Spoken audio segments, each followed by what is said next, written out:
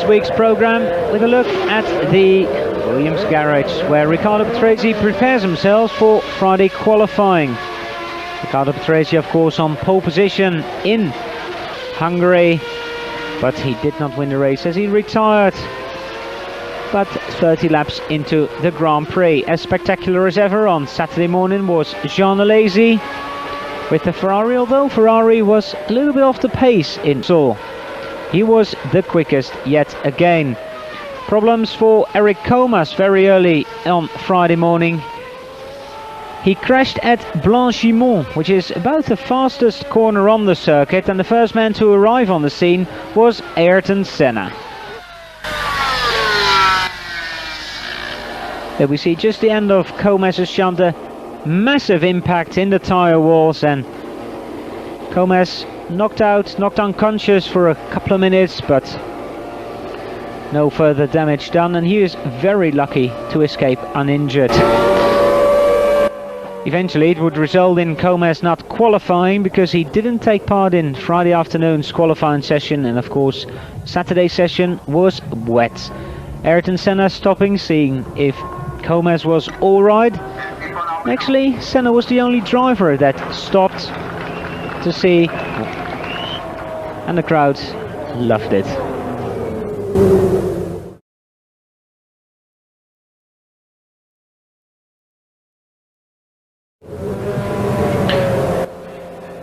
Friday afternoon, sunshine at Spa, and it would turn out later that it was the only sunny day of the whole weekend. Jean Alesi sliding his Ferrari through the bus stop chicane. Of course, the Spa circuit is partly a road course, it's not used very much, so there's not a lot of rubber, not a lot of grip. And with the rain, all the rubber that was down is being washed away again.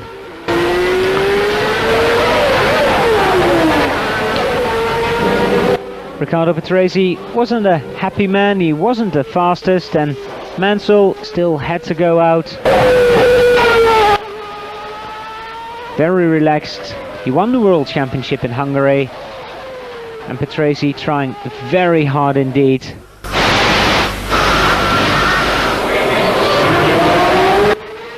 Eventually Riccardo would qualify in 4th place, and this lap maybe would have been enough for 2nd place on the grid, but he lost concentration going through the bus stop chicane and did some damage to his Williams Renault.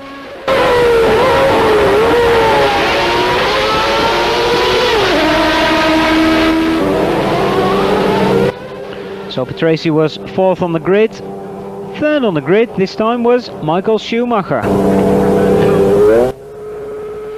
Schumacher maybe thought he could have beaten Ayrton Senna, but then he said, well, I was lucky as well because Patrese didn't.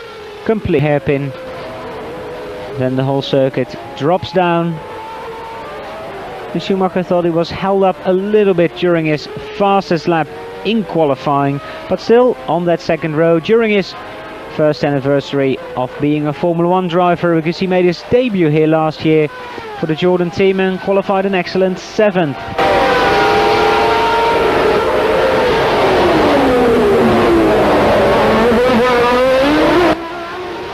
And also Schumacher struggling for grip. Well, he had one car on the front row, and that place belonged to this man, Ayrton Senna. Although 2.2 seconds slower than the man on pole position, Nigel Mansell. Gerhard Berger wasn't a very happy man after qualifying. He was relaxed. He signed for Ferrari. That's where he'll be going. He's of course trying his hardest for the McLaren team, but 6th place would be Berger's on the grid on Sunday afternoon. But Ayrton Senna, a 1:52.743 was Ayrton's best lap. Maybe this one would have been a little better, but Ayrton just tried to get too much grip out of his tires, and it just didn't work and spun off. So pole position again for Nigel Mansell. For the 10th time this year, number 5 would start on the front row. Oh, sorry, on the pole position. He didn't get pole position in Canada, where it belonged to Ayrton Senna, and he didn't get pole position in Hungary, where his teammate Riccardo Patrese was on that coveted spot.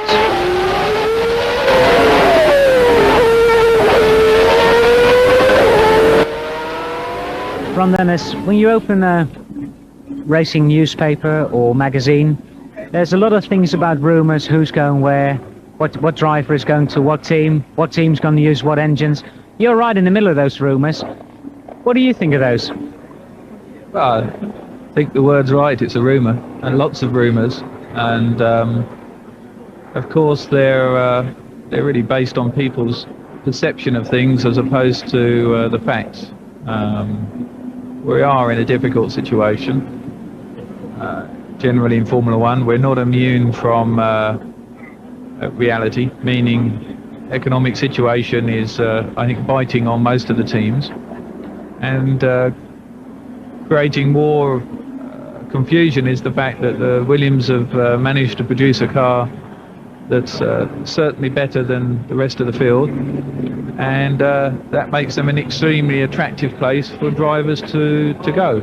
And Frank's enjoying what we had in 1988, but history does repeat itself, and hopefully we'll be sorting our own future out in such a way that will allow us to go back and get the sort of results we've enjoyed over the last 7 or 8 years. Now, John Mansell, will he be at Williams, or will it be Alain Prost and Ayrton Senna?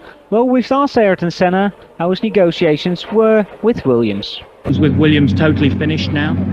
Well, as far as I'm concerned, yes, because after trying for quite some time and to put together a deal with them, I believe honestly that they want to put the deal together, not only Williams but also Renault.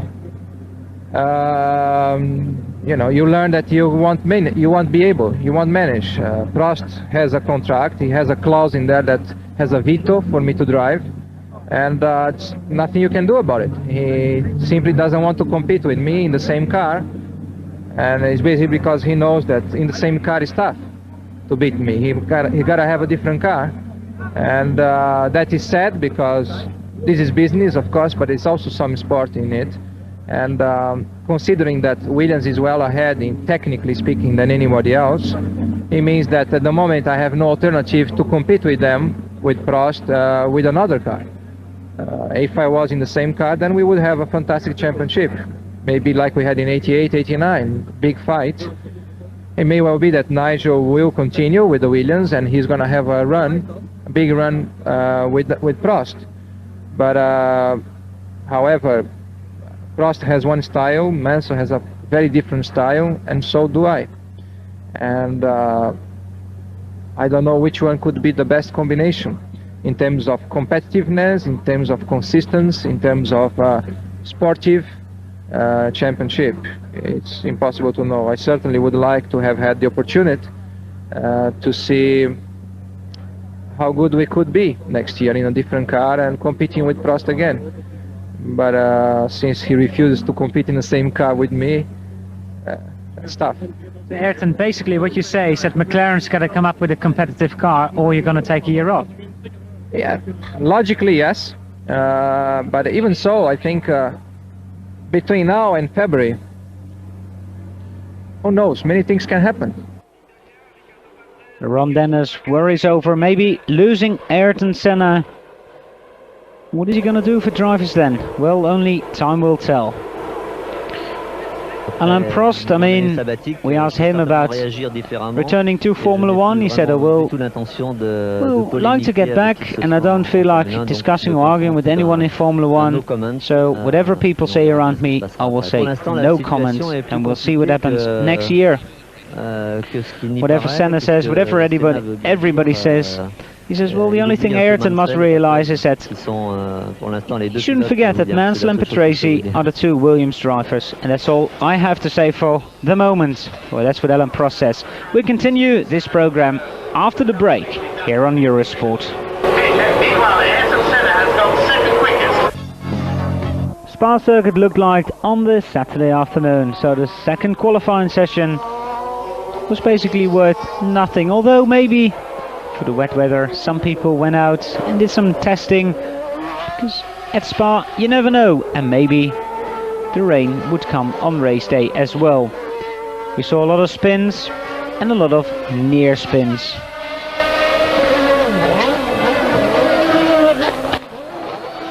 Ukio Katayama struggling for grip. The Venturi LaRousse team actually went out on dry settings with wet weather tires, and they found that they didn't have a lot of grip. JJ Leto, although he ended up 4th fastest in this session, he had a couple of spins of himself. Well, not a lot of grip, I said, for the Venturi LaRousse cars. Here Bertrand Gachot coming out of Le Source hairpin, and Gianni Morbidelli lost grip on a very fast piece of tarmac. Coming on to the straight that leads back to the bus stop chicane, and he demolished the rear end of his Minardi. His end lead teammate Christian Fittipaldi failed to qualify on his return to Formula 1. He got caught out by the rain as well. Also caught out by the rain was Nigel Mansell.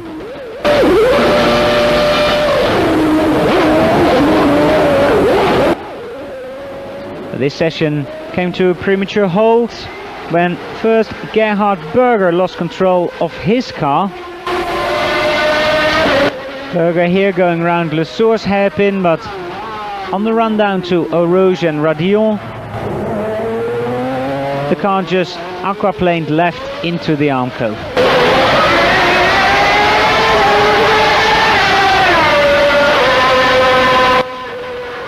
Berger having a very nasty shunt, a hard impact. And this was the end of actually the Saturday morning session. Berger walking away from his car, and then Pierluigi Martini went out and did exactly the same thing at the same place about 10 minutes later.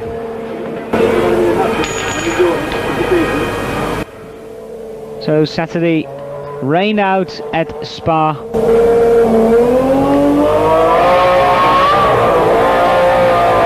Although some people decided to give it another go in the wet, some others stayed indoors. Thierry Boutsen, he qualified 7th on the Friday, and he said the Ligier is as best as it's been. He said it's the best car I've driven all year, and it bodes well for the race. Another man who was a happy man, although he spun a couple of times in the wet, was JJ Leto. He didn't qualify in Hungary, was having a very bad time, as he says. They found some improvement in the car during the Monza test, and here, especially in the wet, well, 4th fastest, a very good effort by the Finn, who has a lot of car control.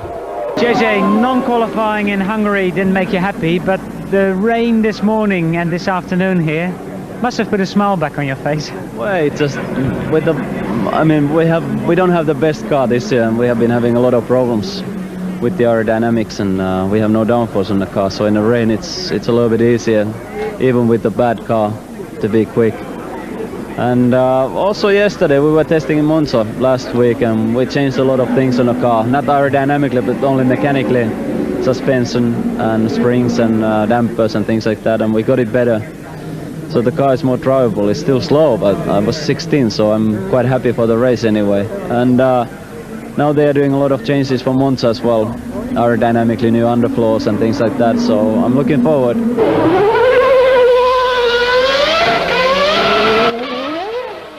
JJ Leto looking forward to Monza. Well, another man who's looking forward to any time he gets into a Formula 1 car is Mika Häkkinen. Now the car is holding up pretty well. You qualified in the top 10 again. Johnny is up there. He was a bit unlucky yesterday, he feels. The car's going better and better, still with a limited budget. Yeah, that's right, but you know, we're getting better. We're getting really better, and the sponsor's really happy. And we're working very hard to keep them happy, and to get the best out of the Team Lotus, and also in business. And things looking good. Well, Johnny's yesterday re-signed for Team Lotus. Are you going to stay as well? Well, the Team Lotus is definitely good. It's growing very fast. It's one of the best teams at the moment. Let's see what happens. It depends what Keke decides, but my opinion, Team Lotus is good. So you're happy to stay? Yes. Good luck tomorrow. Thank you. So Mika Häkkinen may be staying at Lotus, although his name is linked to some other team as well. Christian Fittipaldi, well, he didn't like the rain. He's smiling, but it's not what he wanted on the Saturday afternoon. Did his first laps during the Monza test again, and he feels he's ready to race the Minardi. Andrea Moda, no pre-qualifying this time because the Brabham team did not get to Spa, but neither car made it into the race. They blew an engine on Friday, and they had only one engine left for the Saturday afternoon qualifying session, but it didn't make any difference because it was wet anyway. Carl Wendlinger, very close to go and test the Sauber, but still in the March F1. Now the luck doesn't seem to run with you in races. In Hockenheim you qualified really well. You had problems in Hungary. You were moving up the order and you got attacked by some other drivers. Does it bother you for Sunday? Oh, not really. I mean, you always got a new weekend, a new race, and there was some bad luck, there was some mistakes, because the beginning of the season used to be about the 10th place on the grid and really quite competitive in the race, and then we slowed down a little, we fall back a little bit because a lot of the others improved, and so I tried to push very hard and maybe tried a little bit too much sometimes, but I have a good feeling for this race, and of course it doesn't look like there's any chance to get points, but I think I can do a good race, and every race I finish is good experience for me. Carl Wendlinger, whose place will be taken in the Japanese and Australian Grand Prix by Dutchman Jan Lammers, and Paul Belmondo has left the team, and there's a new man within the March team. That's Emmanuel Naspetti, winner of 5 Formula 3000 races, and he makes his Grand Prix debut here for the March team.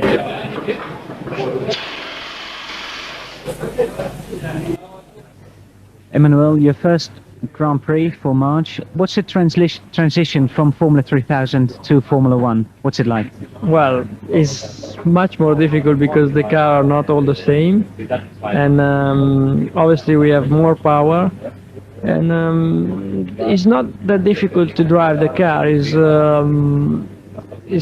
The problem is to go to the limits so early, because I didn't run a lot, so that's my biggest problem, to learn with the brakes, with the power. But the car is quite easy to drive, and I think it's a very nice car, but honestly there is some difference between the first cars.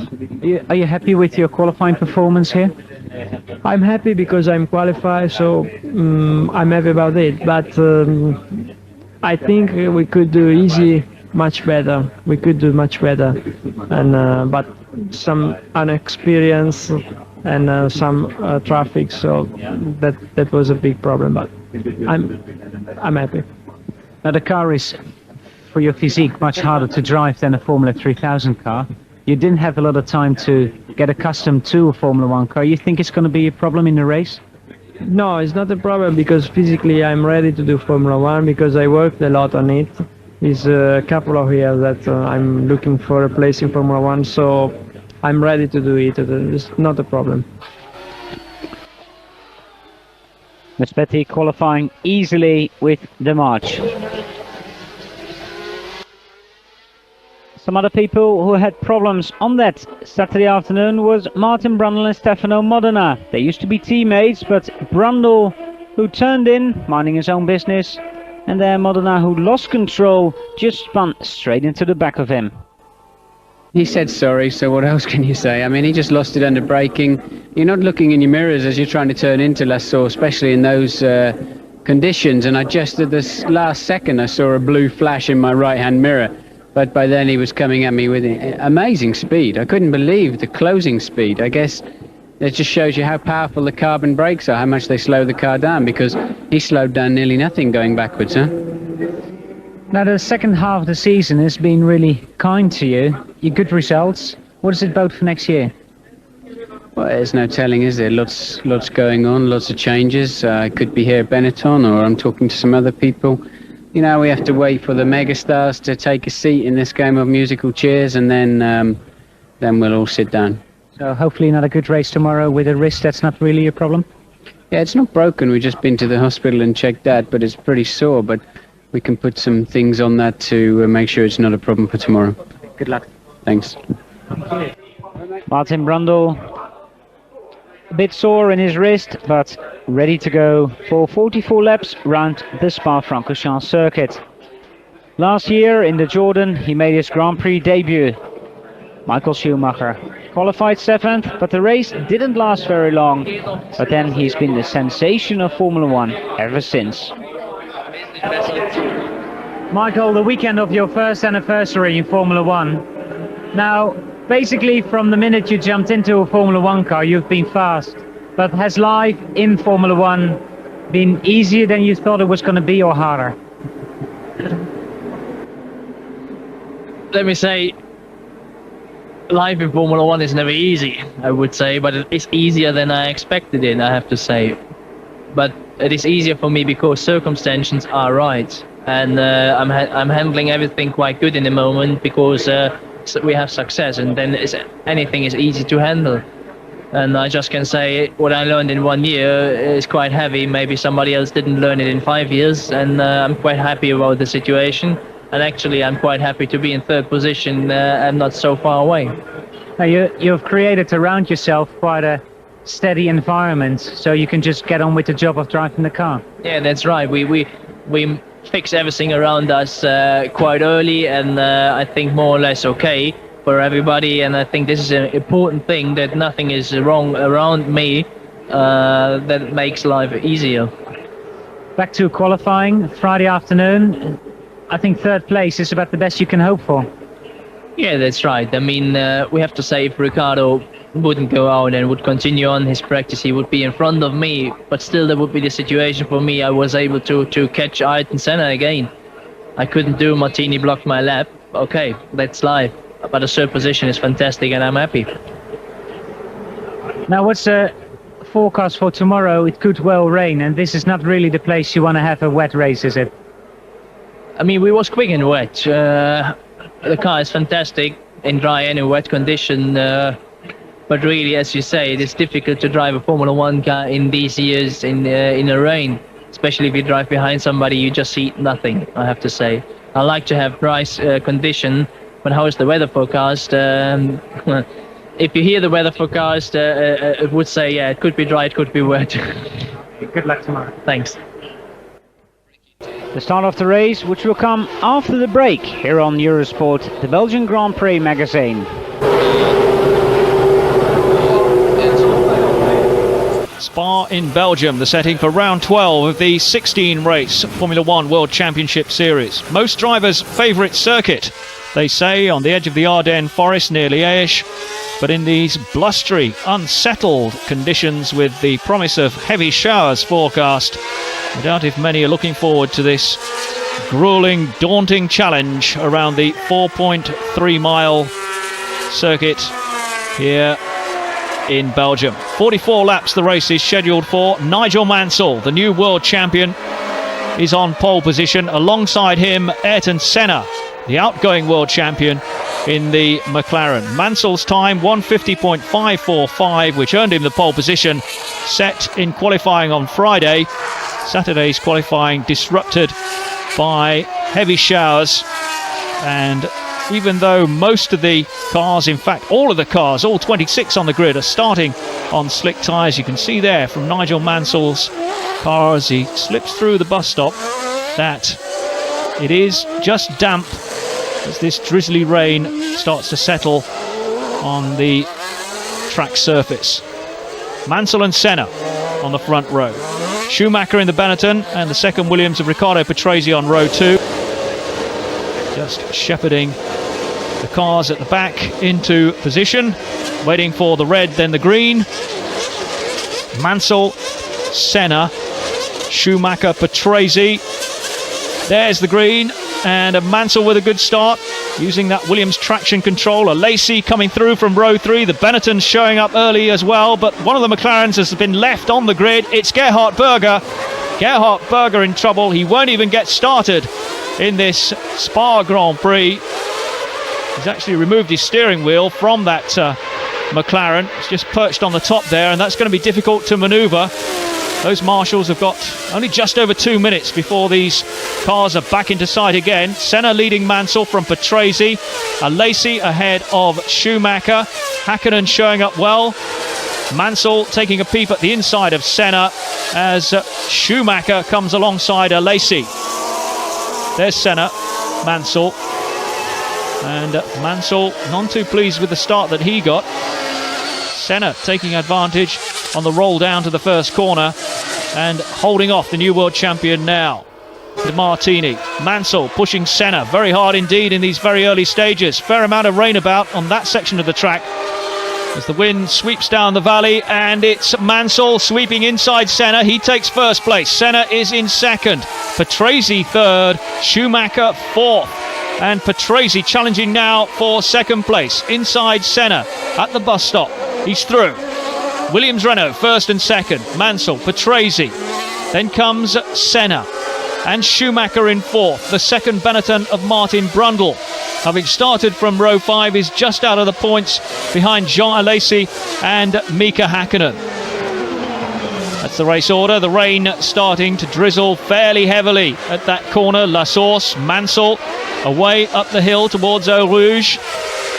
Senna eking out a bit of a gap between himself and Schumacher. Schumacher desperate not to lose touch as they hurtle away up the hill.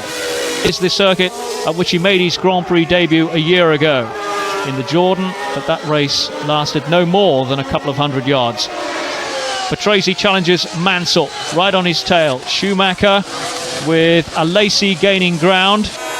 Schumacher looking for a way past Senna.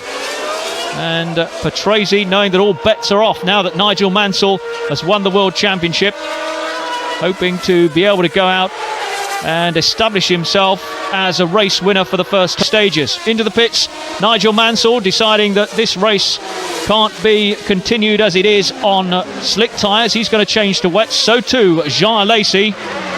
That means Riccardo Patrese now leads from Ayrton Senna, with the two Benettons running third and fourth. Alesi's out ahead of Nigel Mansell. Gerhard Berger, an interested spectator at the side of the track. Brundle challenging Schumacher for third place, but Schumacher with a little bit too much room for manoeuvre there. And the rain really starts to come down. It's Schumacher who dives for the pits, and that means that Brundle is now up into third place behind Patrese and Senna. Schumacher slicks off, wets on those heavily treaded tyres. 7.15, good pit stop. Brundle and Senna still running out there on slick tyres. Senna with Patrese ahead of him, and Mansell trying to make up the ground. He resumed in 14th place, Jean Alesi 13th. Long way to go. Brundle into the pits. So Brundle to change now from dry tyres to wet tyres as the Lotus of Mika Hakkinen calls in too. 7.11 by Martin Brundle. Another pit stop in under 8 seconds. Can Williams Renault match Benetton Ford in the pits? Riccardo Patrese changing from dry tyres to wet. Good stop, but delayed by the arrival of Ivan Capelli, the Ferrari ahead of him. And there goes Jean Alesi out of the race at La Source.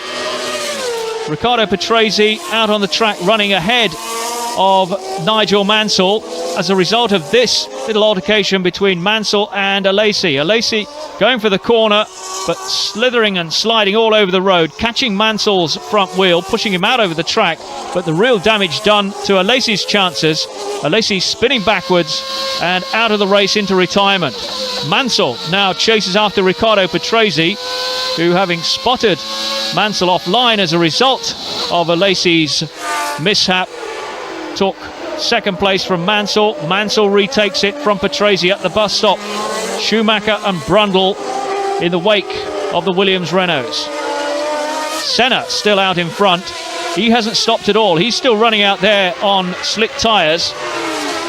Tremendous race being driven by this man, the outgoing world champion Ayrton Senna for McLaren Honda. Leads by just over 5 seconds and running on wet tyres, which are giving limited adhesion to the track in these conditions.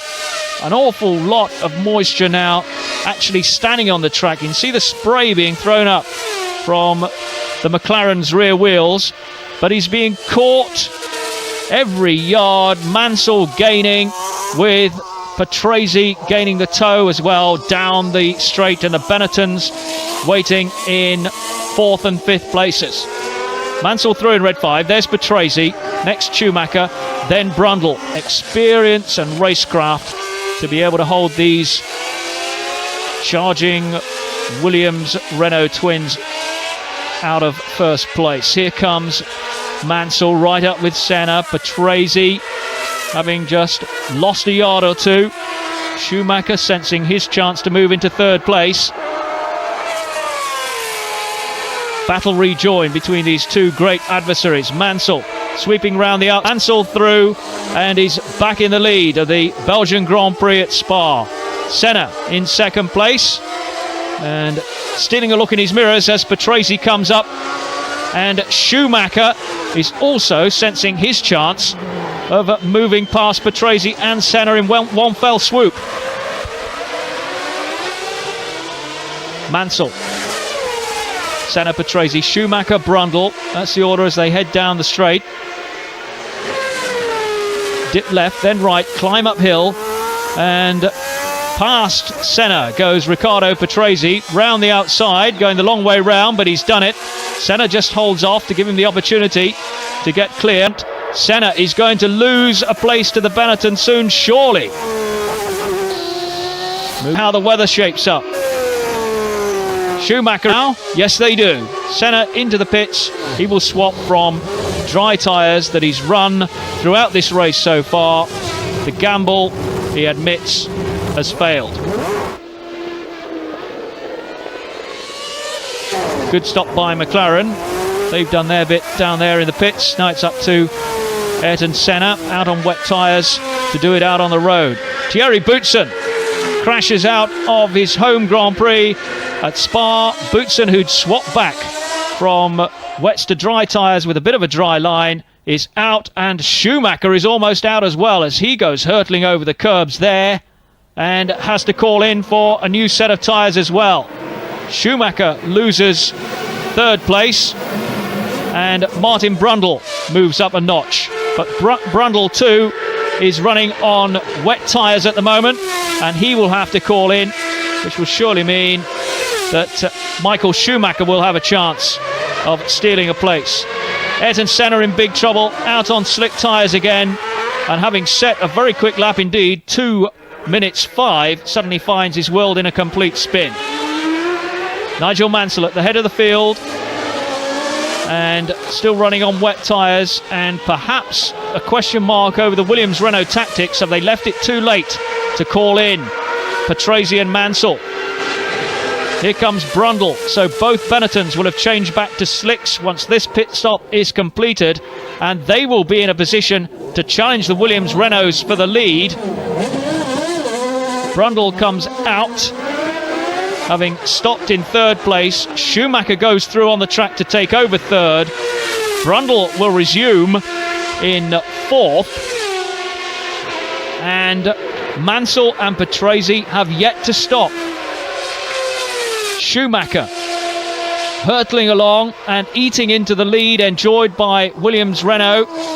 Mansell and Patrese. Patrese is the man who stops first. Patrese in for his 2nd pit stop, changes back to slick tyres. Front, he's got to come in next. But has the team left it too late? Can Schumacher, while Mansell is in the pits changing tyres, go through and lead a Grand Prix for the first time in his short career.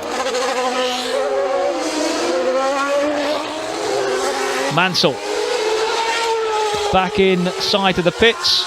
Will he peel off here as Senna goes past Mika Hakkinen and takes 5th place? It's Mansell into the pits. This is a vital stop, a crucial stop. If Mansell wants to clinch the record of most numbers of Grand Prix wins in a season, eclipse Senna's record of 8 set a couple of years ago. If he's going to make it 9 for this season as far as he's concerned, he's now got to catch Michael Schumacher, because Schumacher has gone through and leads the Belgian Grand Prix at Spa. 23-year-old West German on his way to victory for the first time in his 18-race career. There he is from Kempen, just about 60 or 70 kilometers from here. He's going faster every lap, 5 seconds back from him at the moment. But Mansell starting to falter. The Williams Renault just not sounding as healthy as it did right at the start of the race. A bit of a misfire developing, and Mansell appears to be losing power. Mansell resumed about 3 seconds behind Schumacher when he came out after his second pit stop, but he's lost a couple of seconds. Race wears on. It's Schumacher who must now sense that this race is in the bag. All he's got to do is keep going, barring mechanical disaster and his own impetuosity. He can actually clinch 10 points and his first Grand Prix win. Coming from only about 60 kilometers away, this is the track that he regards as his home ground rather than Nürburgring or Hockenheim. Johnny, all the trials and tribulations of Spa in the rain overcome. Schumacher wins at Spa. 18 Grand Prix appearances, and that's his first win. And what a convincing one. He's over 30 seconds ahead of the new world champion Nigel Mansell. Mansell coming up towards the bus stop, and then he will be home in second place.